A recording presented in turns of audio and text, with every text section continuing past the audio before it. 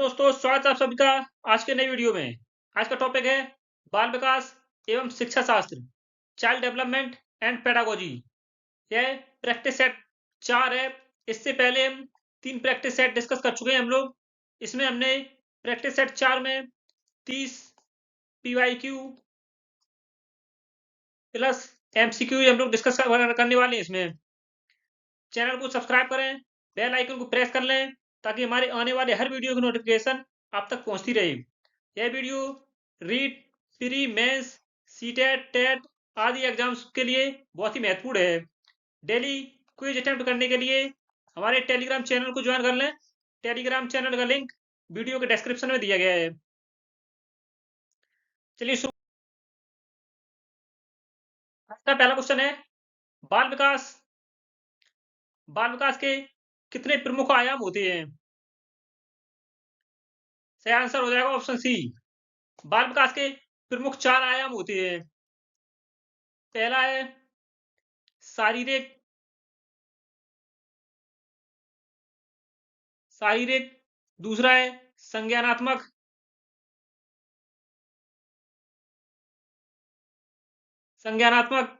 तीसरा है संवेगात्मक और चौथा है सामाजिक विकास। बाल विकास के 4 प्रमुख आयाम हैं, जो कि शारीरिक विकास, संज्ञानात्मक विकास, संवेगात्मक विकास और सामाजिक विकास प्रमुखता है। नेक्स्ट है, पियाजे के संज्ञानात्मक विकास सिद्धांत के अनुसार बच्चों के संज्ञानात्मक विकास की अंतिम अवस्था कौन सी होती है?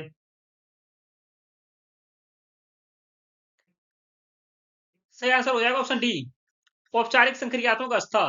पियाजे ने अपने संज्ञानात्मक विकास सिद्धांत में 4 अवस्थाएं दी थी, जिनमें से पहली अवस्था है संवेदी मोटर अवस्था। इसका काल इसका काल है 0 से 2 वर्ष तक।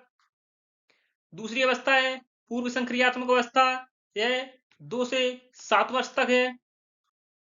और तीसरी अवस्था है मूर्त संक्रियात्मक अवस्था, यह 7 वर्ष से 11 वर्ष तक है। और चौथी और अंतिम अवस्था है औपचारिक संक्रियात्मक अवस्था, यह 11 वर्ष से अधिक है। इसका काल 11 वर्ष से अधिक है। पियाजे ने अपने सिद्धांत में 4 अवस्थाएं दी थी। नेक्स्ट है, बालक की सीखने की क्षमता किस पर निर्भर करती है? सही आंसर हो जाएगा ऑप्शन सी। बालक की सीखने की क्षमता बालक की रुचि, अनुभव और बालक के वातावरण पर निर्भर करती है। बालक किस वातावरण में रहता है, वहां का वातावरण कैसा है, इस बात पर निर्भर करता है। नेक्स्ट है, आत्म विकास, सेल्फ डेवलपमेंट की प्रक्रिया कब से शुरू हो जाती है?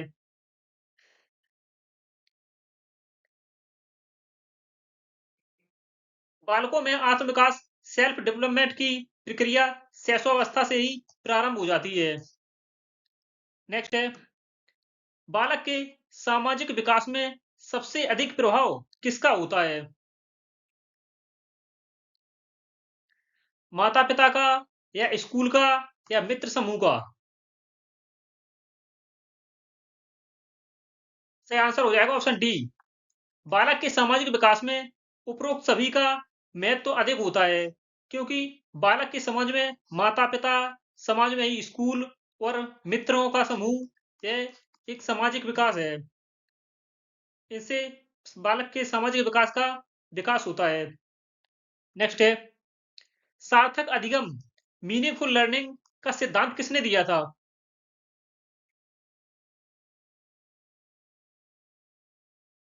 सही आंसर हो जाएगा ऑप्शन सी। सार्थक अधिगम, मीनिंगफुल लर्निंग का सिद्धांत डेविड आशुबेल के द्वारा दिया गया था। पियाजे ने संज्ञानात्मक विकास का सिद्धांत दिया था। संज्ञानात्मक विकास का सिद्धांत।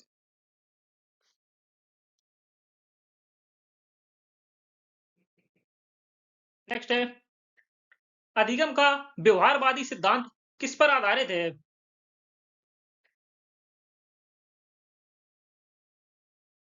सही आंसर हो जाएगा ऑप्शन बी। अधिगम का व्यवहारवादी सिद्धांत क्रियाओं और उनके परिणामों पर निर्भर करता है। नेक्स्ट है पुनर्बलन रीइंफोर्समेंट किस शिक्षण शिक्षण सिद्धांत से संबंधित है?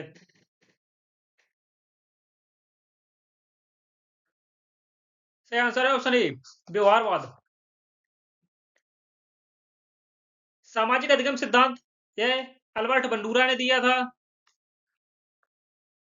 अल्बर्ट बंडूरा ने दिया था सामाजिक अधिगम का सिद्धांत। अल्बर्ट बंडूरा कनाडा के रहने वाले थे। संज्ञानात्मक विकास सिद्धांत जीन पियाजे ने दिया था। नेक्स्ट है बालक अधिगम प्रभावी रूप से कब सीखता है? बालक अधिक प्रभावी रूप से कब सीखता है? जब वह सक्रिय रूप से भाग लेता है। बालक जब किसी क्रिया में या कार्य में जब सक्रिय रूप से भाग लेता है तब बालक का अधिगम अधिक प्रभावी होता है, अर्थात वह जल्दी सीख सकता है किसी भी अधिगम को। नेक्स्ट है किशोरावस्था को किस रूप में जाना जाता है?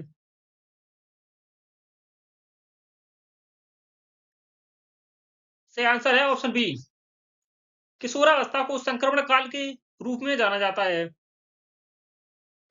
नेक्स्ट है बालक की अभिरुचि कैसे पहचानी जा सकती है?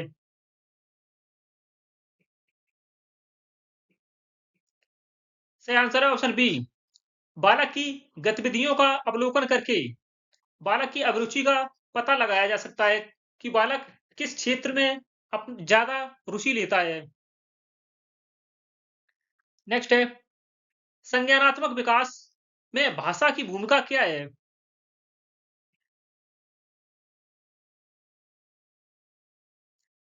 सही आंसर है ऑप्शन ए संज्ञानात्मक विकास सोचने की क्षमता को बढ़ाती है। नेक्स्ट है संवेगों का अधिगम में क्या योगदान होता है?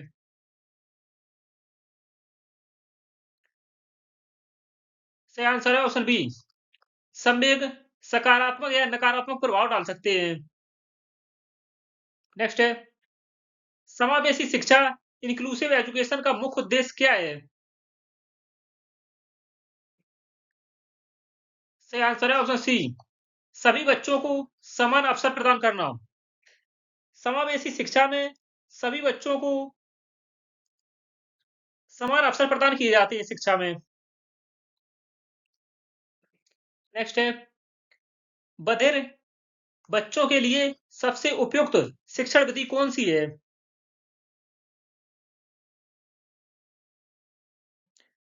ऐसे बच्चे जिन्हें सुनने में सुनने में कठिनाई होती है उनके लिए कौन सी शिक्षण विधि सबसे उपयुक्त है?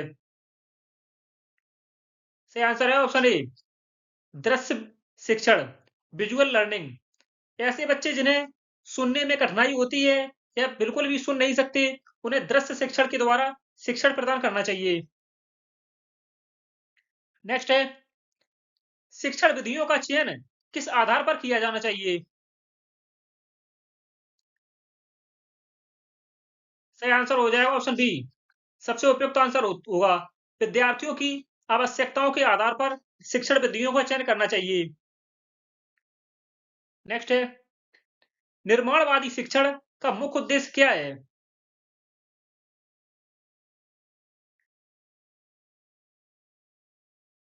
सही आंसर हो जाएगा ऑप्शन सी निर्माणवादी शिक्षण में स्वयं ज्ञान का निर्माण करना चाहिए। नेक्स्ट है अधिगम अक्षमता लर्निंग डिसेबिलिटी से प्रभावित बच्चों के लिए सबसे उपयुक्त शिक्षण विधि कौन सी होगी?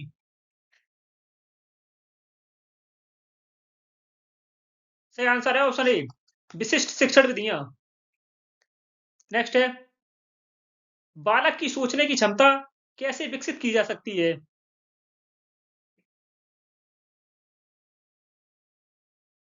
सही आंसर है ऑप्शन बी प्रयोगात्मक गतिविधियां कराकर। प्रयोगात्मक गतिविधियां कराकर बालक की सोचने की क्षमता को और अधिक विकसित किया जा सकता है। प्रयोगात्मक गतिविधियों से बालक में रचनात्मक दृष्टिकोण विकसित होता है। नेक्स्ट है, बाल विकास का अध्ययन क्यों आवश्यक है? बाल विकास के अध्ययन में बच्चों की सामाजिक, संज्ञानात्मक, सामाजिक और संवेगात्मक वृद्धि को समझने के लिए बाल विकास का अध्ययन किया जाता है। सही आंसर है ऑप्शन सी। नेक्स्ट है, परिपक्वता, मैच्योरेशन का अर्थ क्या है? सबसे उपयुक्त आंसर है ऑप्शन सी, प्राकृतिक रूप से होने वाला विकास परिपक्वता है। नेक्स्ट है, सीखने की प्रक्रिया किससे प्रभावित होती है? सीखने की प्रक्रिया में बच्चों के पूर्व ज्ञान, वातावरण और प्रेरणा से प्रभावित होती है। सही आंसर है ऑप्शन सी। नेक्स्ट है, प्रेरणा, मोटिवेशन किस प्रकार सीखने में सहायक होती है? प्रेरणा यह बच्चों के सीखने में रुचि बढ़ाती है। नेक्स्ट है, सामाजिक अधिगम सिद्धांत, सोशल लर्निंग थ्योरी किसने दी थी?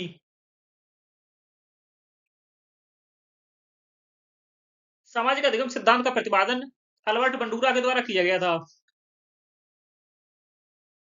नेक्स्ट है, सीखने के व्यवहारवादी सिद्धांत, बिहेवियरिस्ट थ्योरी ऑफ लर्निंग के अनुसार सीखना मुख्य रूप से किस पर आधारित होता है?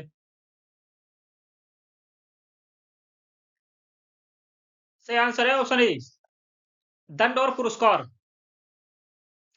सीखने के व्यवहारवादी सिद्धांत में दंड और पुरस्कार का बहुत ही अधिक महत्व होता है, क्योंकि बच्चों को शिक्षण में पुरस्कार की मदद से पुरस्कार बच्चों को पुरस्कृत करने से बच्चों की रुचि उत्पन्न होती है। यह सीखने का व्यवहारवादी सिद्धांत है। नेक्स्ट है, समावेशी कक्षा, इंक्लूसिव एजुकेशन, इंक्लूसिव क्लासरूम में शिक्षकों को किस प्रकार की रणनीति अपनानी चाहिए?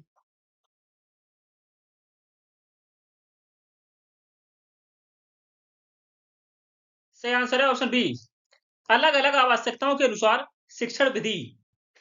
समावेशी कक्षा में जिन बच्चों को किसी विशेष क्षेत्र में या किसी विशेष विषय में परेशानी होती है, तो उनके लिए अलग अलग शिक्षण विधियों का उपयोग किया जाना चाहिए। नेक्स्ट है, सीखने की अक्षमता, लर्निंग डिसेबिलिटी वाले बच्चों को किस प्रकार की सहायता दी जानी चाहिए?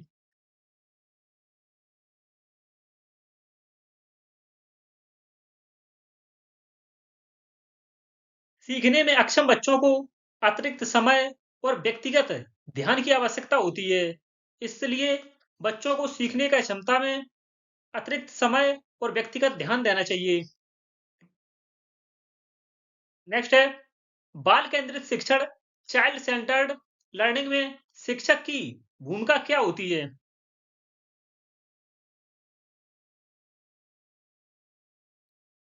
सही आंसर है ऑप्शन बी, बाल केंद्रित शिक्षा में शिक्षक की भूमिका मार्गदर्शक और प्रेरक के रूप में होती है। नेक्स्ट है, शिक्षण अधिगम प्रक्रिया को प्रभावी बनाने के लिए क्या आवश्यक है?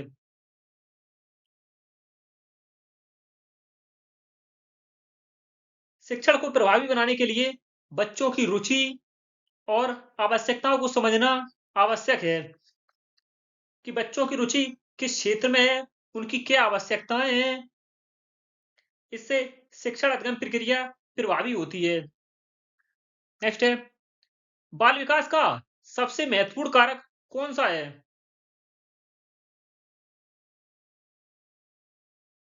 बाल विकास का महत्वपूर्ण कारक आनुवंशिकता और वातावरण दोनों हैं। धन्यवाद दोस्तों। वीडियो अच्छा लगा हो तो लाइक और शेयर और सब्सक्राइब जरूर करें।